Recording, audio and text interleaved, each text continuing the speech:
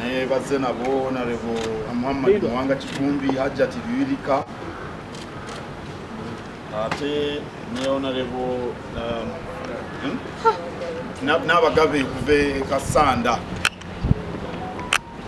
nga bwe mumanyi nze mwana wa Kabaka omukulu.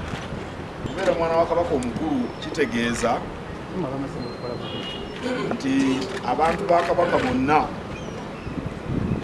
nina okubafumaakuma n'okubaaniriza. Nina akakwakulizo kamu gwe siraba yo yatawa Kabaka kitiibwa oba atamumanyi nti Kabaka ye kitaffe. Era olw'okuba Kabaka ye kitaffe kyekinfuula omwana w'omukulu. Mu kkowe eryo nnyaniriza abantu ab'enjawulo, bannabyabufuzi ab'enjawulo, abalina endowooza ez'enjawulo, abantu abasoma eddiini ez'enjawulo, abantu ab'amawanga ag'enjawulo. Oba bw'obeera omwana omukulu gw'owulira kitaawo ebifa mu maka.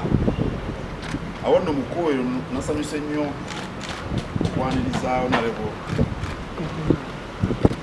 Kyagulanyi Ssentamu. Yazze n'akulembera oludda oluwabula gavumenti Honorable Mathias Mpuuga naye emirimu gy'eggwanga kale omusanyusa okulaba kankusabe okuze ku bantu bano beko n'ebyeno abagamba nange naddamu nenjogera kumala akaseera tuwayiza ku nsonga nyingi nnyo ez'enjawulo ezinyuma n'ezennyamiza.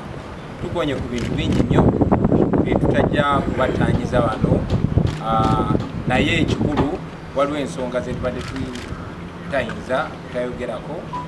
Oweekitiibwa Katikkiro nyongedde ne mulopera embeera y'abantu gye bayitamu. Twogedde ku kiwamba abantu ekikutte ejjembe n'okusingira ddala wano Buganda n'okwetolola ebitundu bya Buganda eby'enjawulo okunyigirizibwa n'obumenyi bw'amateeka obukolebwa abalina okukuuma amateeka n'ebintu bingi nnyo.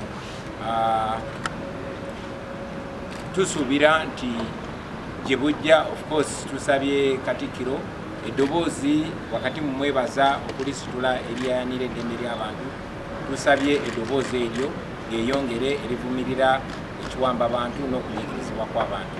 Nga bwe tubagambye twogedde ku nsonga nyingi nnyo ze tutajja kutanya wano naye okusingira ddala tusanyuse nnyo Oweekitiibwa Katikkiro okutwaniriza embuga. Ssebo weebale nnyo weebalire ddala. Ze Katikkiro anyaniriza ng'omu ku basajja ba Kabaka naye ate era nga mukoddomi we obutafaanana abangi ku mmwe. Ssebo tweyanza nnyo ekyazi n'ekinagisobozesa okutuuka mu ddaala ne bayita yaddeyaddeko.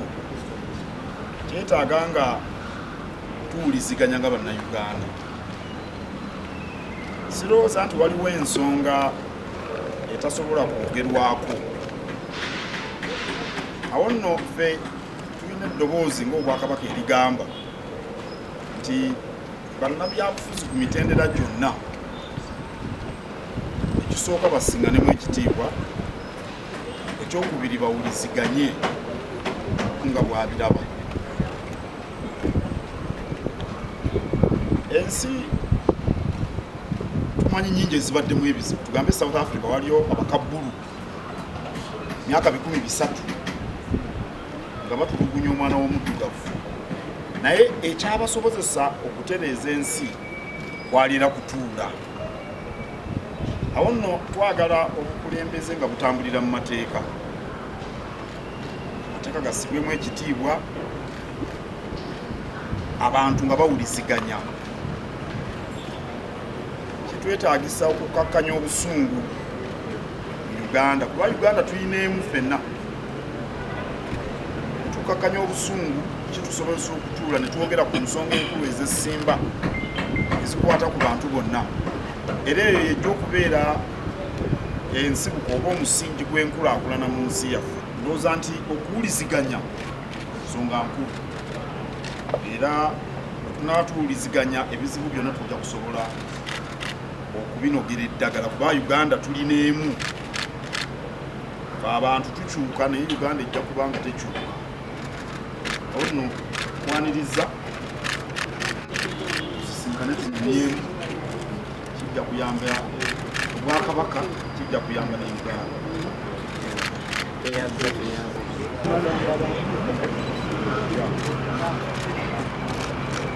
agenda kuba nti mukwate mu ngalo.